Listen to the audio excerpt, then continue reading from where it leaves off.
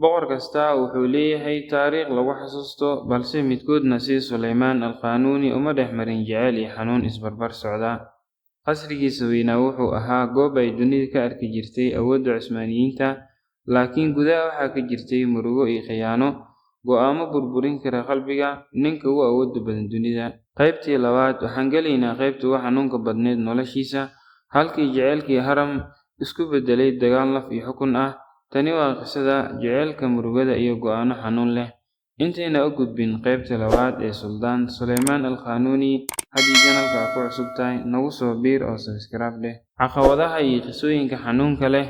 Inkasta uu ahaa suldaan awood badan, Sulaymaan noloshiisa waxaa ka buuxay murugo iyo go'aamo adag. Qasriga Cusmaaniyiinta ma ahayn oo keliya goob awood, laakiin sidoo kale wuxuu ahaa meel ay ka jirto dagaal awoodeed. Qisada ugu xiisaha badneed noloshiisa waa jacaylkii uu qaaday gabadhii la odhan jiray Haram Suldaan, oo Yurubta looga yaqaanay Roxelana. Waxay ahayd gabar la qabsaday oo la keenay qasriga. Haram waxay si degdeg ah u heshay jacaylka Sulaymaan. Wuxuu sameeyey waxaan horey loo arag. Wuxuu xorriyad siiyey Haram, kadibna wuu guursaday. Tani waxay ahayd xadgudub ka dhan ah in ka badan 200 sano oo dhaqankii Cusmaaniyiinta ahayd. Qof addoon ah oo suldaan guursaday waxay noqotay haweeneydii ugu awoodda badneyd taariikhda Cusmaaniyiinta. Jacaylkoodu wuxuu gaaray ama wuxuu keenay farxad, laakiin sidoo kale wuxuu keenay muran qasriga gudihiisa ah. Go'aamadii geerida lahaa. Awooddu waxay dalbatay qiimo aan yarayn. Sulaymaan wuxuu la kulmay tijaabooyinkii ugu xanuunka badnaa: dilkii saaxiibkiisii Ibraahim Baasha iyo dilkii wiilkiisii Mustafa. Wasiirka weyn Ibraahim Baasha, oo ahaa saaxiibkiisii yaraanta, ayaa lagu eedeeyay inuu aad ula wareegay awooddii suldaanka. Sulaymaan wuxuu u arkay inay tahay khiyaano awoodeed. Sanadkii 1536, Sulaymaan wuxuu ku khasbanaaday inuu dilo saaxiibkiisa Ibraahim Baasha isagoo fulinaya sharciga dhiigga.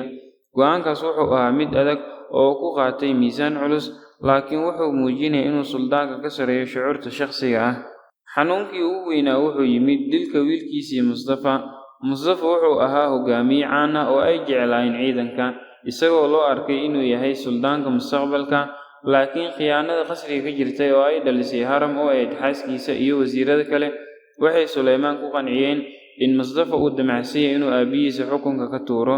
Sanadkii 1553, Sulaymaan wuxuu ku amray in la dilo wiilkiisa. Go'aankan naxdinta leh waxa uu xanuun badan u yahay Sulaymaan. Waxaa la sheegay inuu qalbiyadii dadweynaha iyo ciidanka uu jebiyey. Dhaxalkii uu ka tegay iyo gunaanadka. Sulaymaan al-Qaanuuni wuxuu dhintay isagoo dagaal ku jira oo da' ah. Sanadkii 1566, xilligii go'doomintii Sigid-Freer ee Hungary, wuxuu ahaa 72 jir. Waxa uu xukunka hayay 46 sano, isagoo ka tegay boqortooyo aan qorax ka dhicin. Wuxuu nolosha kaga tegay dhaxal cajiib ah, dhaxal dhiirigelin leh, kan wax dejiya. Wuxuu boqortooyada u sameeyey nidaam sharci oo u oggolaaday inay ku noolaadaan malaayiin dad oo kala duwan muddo qarniyaal ah. Wuxuu nidaamiyey dowlad xukunka iyo cadaaladda aasaas u ahayd. Lambar 2, masjidkii weynaa. Wuxuu dhisay dhismayaal waaweyn oo maanta u taagan sidii calaamadihii farshaxanka iyo awoodda Cusmaaniyiinta. Lambar 3, hogaamiye aqooneed. Wuxuu noo xaqiijiyey in awoodda militariga ay tahay mid aan dhammaystirnayn ilaa ay ka buuxinayso aqoon, farshaxan iyo xikmad. Ugu dambeyntii, Sulaymaan al-Qaanuuni wuxuu ahaa boqor, qaanuun dejiye iyo qof bini'aadan ah oo la tacaalaya xanuunka qalbiga. Noloshiisu waxay ina baraysaa awoodda dhabta ah inaysan ku jirin xukunka, balse ay ku jirto geesinimada lagu sameeyo go'aamada adag iyo in cadaalad lagu dhaqo dadka. Halkaa ay ku eg tahay taariikhdii Sulaymaan al-Qaanuuni.